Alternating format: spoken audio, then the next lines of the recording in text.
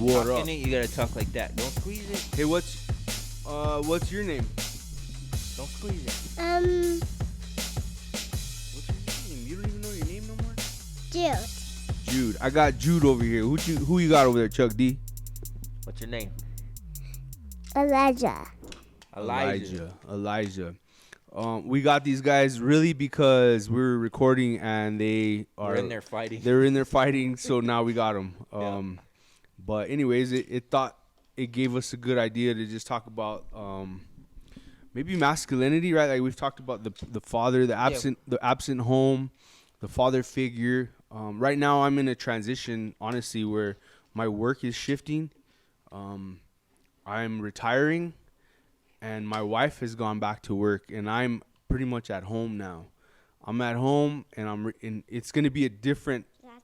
It's gonna be a different upbringing, right, from my 2 younger kids and my 3 older kids, because my wife was at home with the older kids. Yeah. And I know that it's gonna be different because I feel like now they're gonna have some structure. Yeah, I feel like I implement discipline, like I structure cleaning, like different things. Babe, I love you, right? But we're just different. Speaking of that, I'm struggling, man, because it's just been different. It's just been different because I'm at home right now, and my wife feels like I wasn't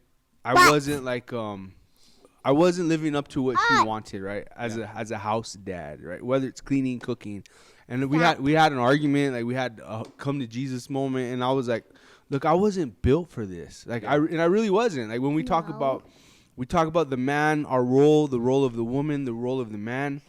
And it's because, and the only reason I'm doing this is because I have been blessed enough to do my 20 years and I'm retiring, right? And I want to be home now. Yeah. I don't know what you're doing. So I had to tell my wife, like, give me some grace, man. Like I think Jordan Peterson talked about and Joe Rogan talked about it. Like I feel like I'm a warrior. No. I've been a warrior, and now I'm in the garden. And he talks about it's better to be a warrior in the garden than a gardener at war, right? And I had to tell her that. I was like, look, I've been a warrior.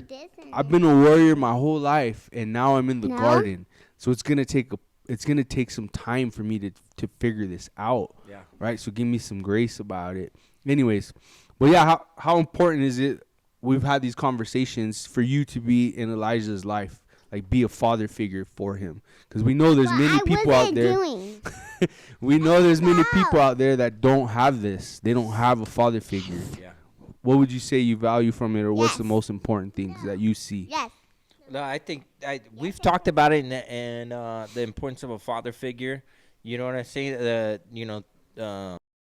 We went over all the stats on the stats of not having a father in the home. I just seen a new one the other day. It was talking specifically about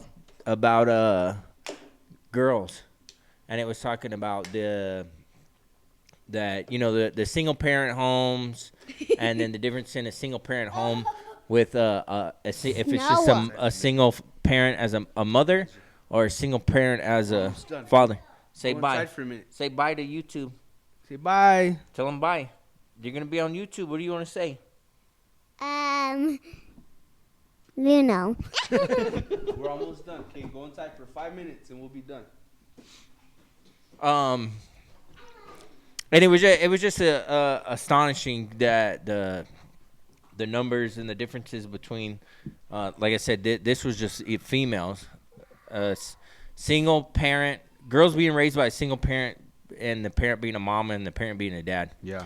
And I'd go to argue that all the data shows just how important it is to have a father. You look at kids and even adults incarcerated, and the percentage of them that didn't have fathers, so I think that being a father and having a father in your life, I don't even think I know.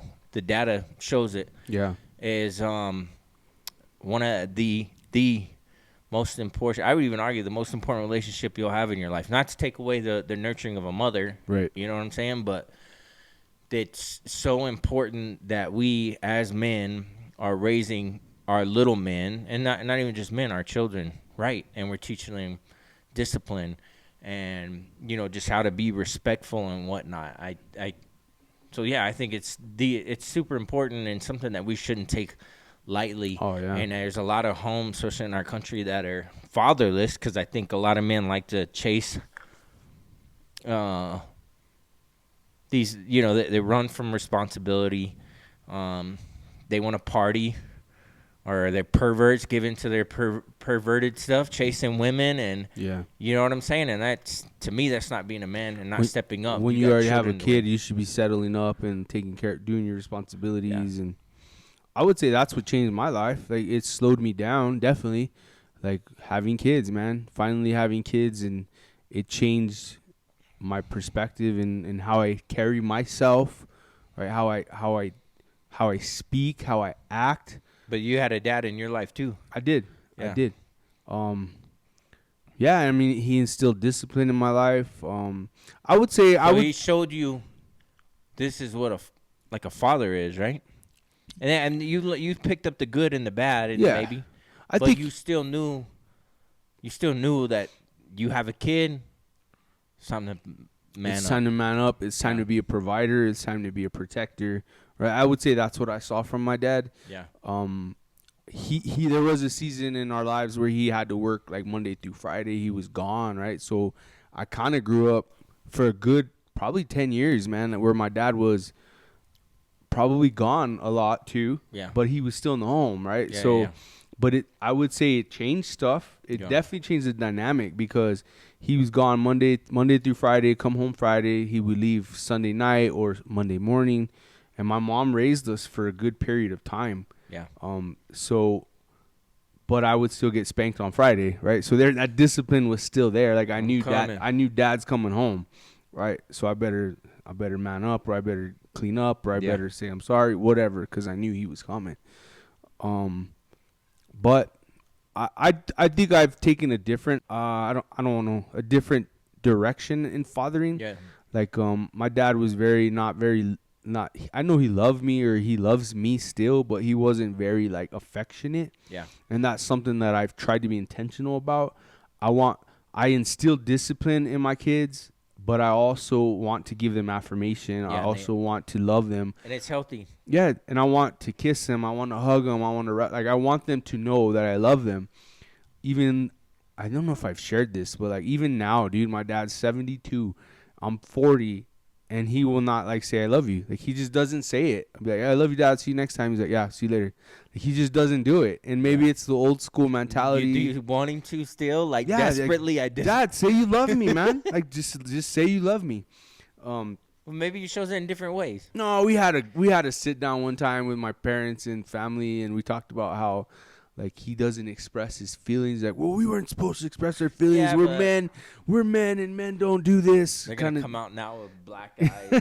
Kind of deal, right? So But if he did it like this, so I'm very affectionate, and I'm very I love you, I love you, I love you, I love you, I love you, and I could say it now, and my kids wouldn't even realize. If I went and said, "Hey, I love you," they just because it's so much. It's so much. But if my wife says, "I love you," oh, it's this big old thing. You know what I'm saying? Because my wife is very reserved too, like her dad. Right. So when she says it, there's value to it. There's value to it. Yeah. And you're right. I guess I never thought of it. Yeah. But I could see But that. I think there should be a healthy dose of both. Like kids shouldn't just be waiting for you to say, I love you. I've been waiting forever. Yeah, you know what I'm saying? But then there's maybe they're waiting for me to do something that I don't normally do. Yeah. Like take care of them or something. I don't know. So that's something I've been trying to do, right? Like I balance discipline. I'm very, very disciplined. Like I feel like I'm hard on them. I raise my voice. I yell. I still sometimes spank the little kids, right? Yeah. One thing that I don't do is spank out of anger. Like No, I'm calling child protection. I don't do that, and that's fine. My number's 505-861. Don't put that out there. Shut it. No, I'm with all that. I'm the same way. We're the same way. But I instill discipline, right? And then, but at the end of the day, like I bring them, and I'm like, hey man, this is what you did wrong. It's not okay to do that, right? I love you, right? But I don't love what you did, and it's crazy, right? I mean, I hate to go back to like, I try to think practically, but this is cheesy, but that's how God is, right? That's how. No, that's good. That's how Christ is. Like he's like a a father figure, and he'll let you go astray. He'll let you do stuff, and then you come back and you're sad or you're upset or you messed up or like. It's like, I told you not to stick that fork in that light socket. I told you not to do that, right? But I still love you.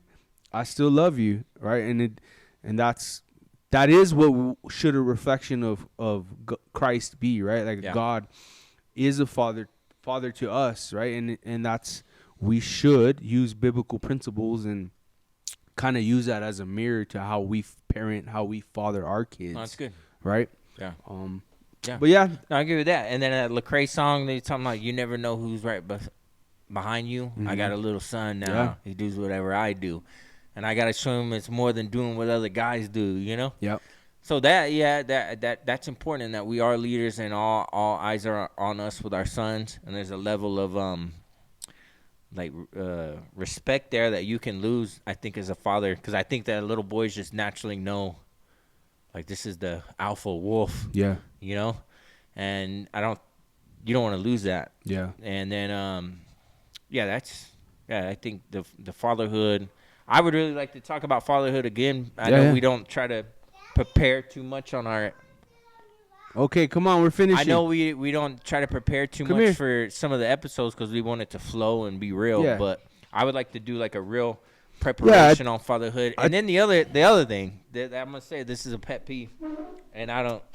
Hold on, we're almost done. You got, if you are a present father and you are in the home and you're doing good, like sometimes you gotta correct your kids and your sons, and not take up for them even when they're wrong, kind of thing. Yeah. Because that can be harmful too. You don't want your boy thinking that they're just no make no mistakes. Perfect. And they're just perfect. Yeah, for sure. Like don't. You can take up for your kids. You should. They're your parents. But sometimes if they're wrong, you gotta let them know they're wrong. I think that's another biblical principle, right? Like Jesus came with truth and grace, right? Yeah. So be true about it, be hard on them, discipline them, but have grace too, right? Yeah. Like in parenting, in their growth, like, hey, they're 3 years old. I can't expect them to stay in the other room right now, right? They're gonna come, they love us, they miss us, they're bored. Yeah. Right? But They're fighting over the little mermaid. Anyways, that was a good little improv episode. Hopefully this helps and touches somebody. But yeah, I would love to talk about parenting, fathering again at some point. Right? You got any last words? Say peace out. What do you want to say? What do you want to say to YouTube before you leave? God. Say Jesus loves you. Tell him. Jesus loves you. But he don't love you. Oh. That's messed up, dude. Yo, that's Charles. Later, bro. Peace out. Jesus loves you, but he don't love you. That's deep.